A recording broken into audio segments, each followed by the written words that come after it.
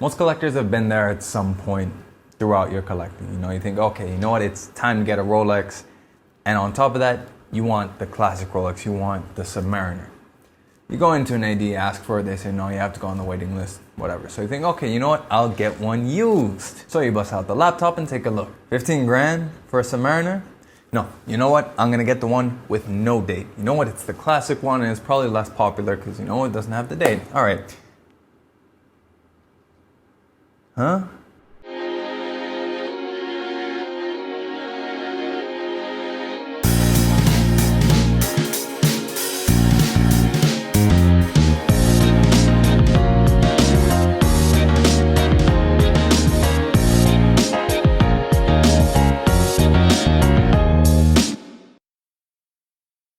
Hi everyone and welcome to Shaluso, and yes, today we are talking about 3 reasons, or specifically 3 watches that prove as to why you shouldn't get a Submariner No-Date. Now, a Submariner No-Date does of course differ from the regular Submariner date more than just the fact that it doesn't have a date. For starters, it is the original, it has a bit more nostalgia to it, and in general they find it to be more elegant, they find it to be more tooly at the same time as well, more true to what the original Submariner was essentially. But despite not having a date, despite perhaps not being the first Submariner that everyone goes for, everyone usually goes for the standard Submariner date, or if they want some color they go for something like the Starbucks, it still commands the insane Rolex prices. It doesn't really suffer that much from being the lesser desired of the Submariners because it is still a Submariner. So today I'm going to talk about 3 different watches that, in my view, evoke a lot of what the Submariner does right, but without you having to spend an insane amount of money, and in different cases actually doing things better than the Submariner does. Now, of course, with all my alternatives videos, I've tried to look for alternatives that are a little bit less on the beaten path and that also evoke more than just looking like the watch I'm comparing them to. But in any case, let me know in the comments below what some of your suggestions would be for alternatives to the No-Date Submariner as soon as you finish watching the video. But let's get started. So the first aspect of the Submariner that I want to touch on is the fact that it is the more historically accurate one. The Submariner in general, Rolex design in general, has always been more about evolution versus revolution, small tweaks, so you can trace it right back to that original from 1953. But if you want something historical, then get something that looks exactly like its original predecessor. And for that, we have the Longines Skin Diver. Now, this is based on a 1959 diver from Longines.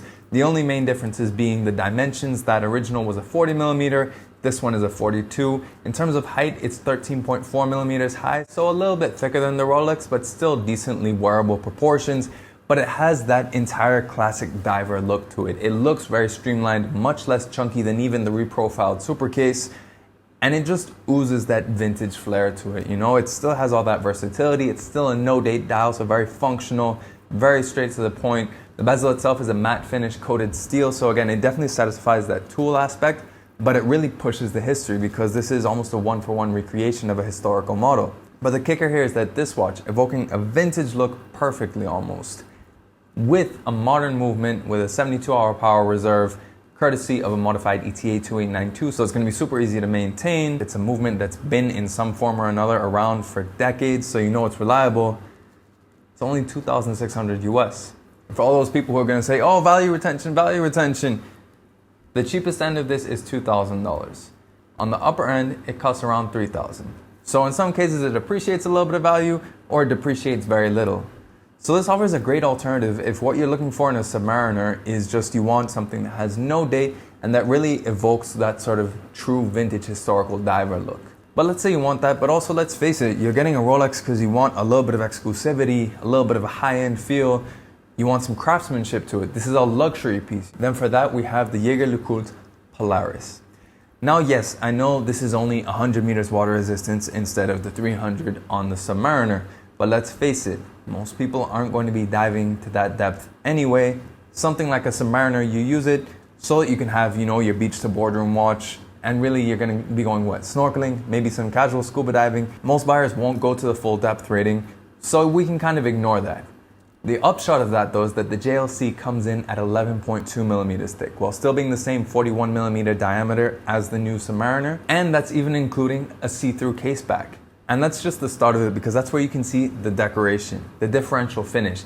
The overall quality of the watch feels more special for your $8,400 that you're paying at retail. Now on the pre-owned market, of course, you can get one cheaper for as cheap as around 6,000 US up to about its retail price, so there's a bit of variance in there. And the JLC offers a great compromise as well between that historical look and something a bit more modern. The proportions are definitely more modern, just like with the Longines, but the design is also a little bit updated. You have a differential texture on the dial. It looks more modern than the Longines, however, without sacrificing that vintagey edge. So in that sense, it's much closer to the Submariner, but it just exudes the quality and the overall feel of craftsmanship much more than you get from the Rolex. A lot of people I speak to, when they get their first Rolex, you know, they're excited and it's cool, it has the flex value and all that, but they are often left thinking, yeah, I paid, you know, $10, $12, $13,000 for this. It doesn't feel as special for how much you're paying. And a lot of that comes down to the fact that with pre-owned prices where they are, you're paying much more than Rolex made it to. You know, Rolex makes these watches to the $8,000 odd retail price that they sell it for.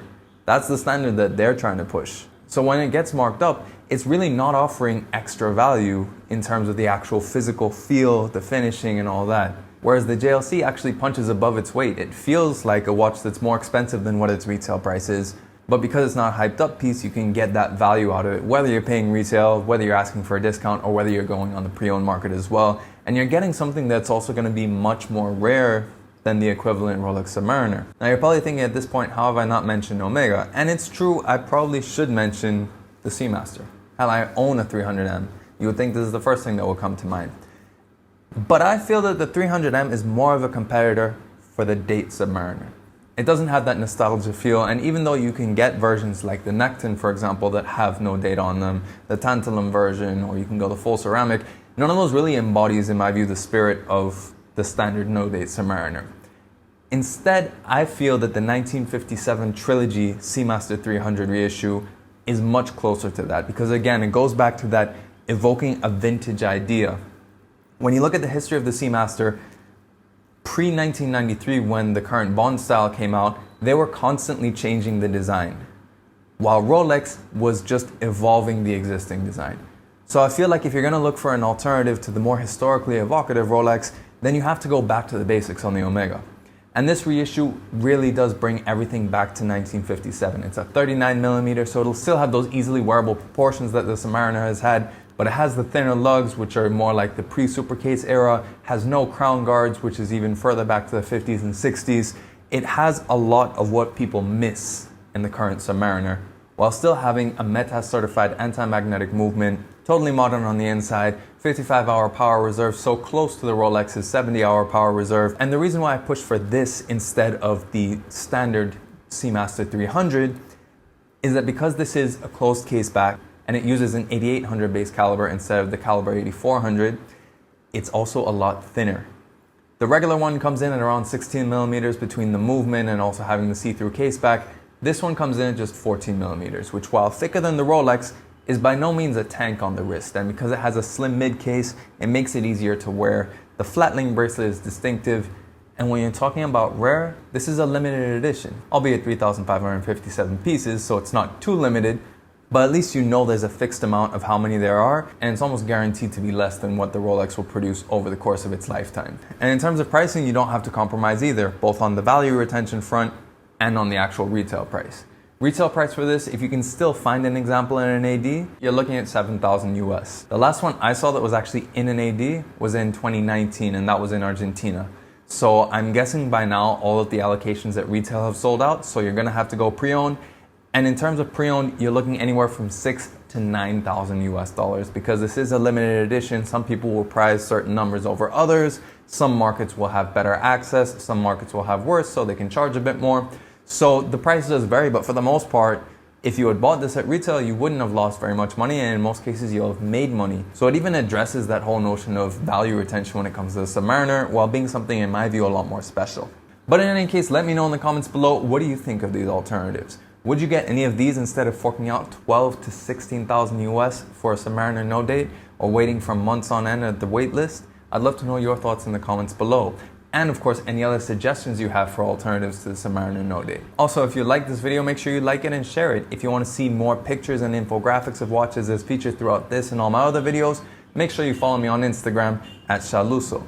If you want to see more videos of watches, make sure you subscribe to the channel and hit that notification bell as well so you know when the next video comes out. In any case, thanks for watching this video, and we'll catch you on the next one.